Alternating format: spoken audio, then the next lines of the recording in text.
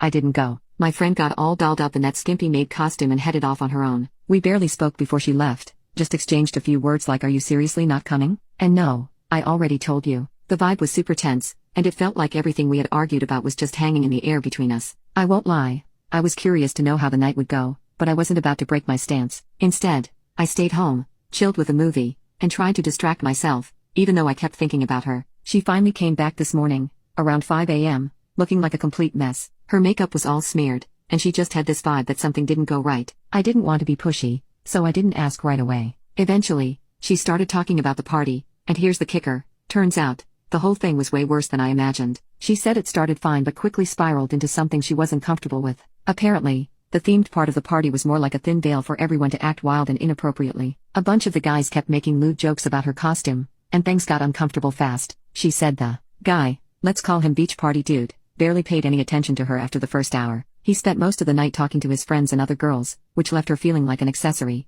exactly like I'd warned. But the thing that really hit her was how fake the whole crowd was. It was clear that none of them actually cared about her or even knew her name. She said there were moments when she felt completely out of place, even though she'd been so excited about it all. She admitted she wished she had listened to me and that she felt stupid for letting the guy's status blind her to how he really treated her, and me, for that matter. But at the same time, she didn't outright apologize, which kinda bugged me. I guess she's processing her own stuff right now. I'm still a bit pissed, to be honest. The fact that it took her actually experiencing the disaster for her to see my point makes me feel both validated and frustrated. I'm relieved I stood my ground, but the whole situation just leaves a bitter taste. I hate that we fought, and part of me feels bad that she had to go through that, but at the same time, I'm glad I avoided what could have been a very awkward, if not downright degrading, night.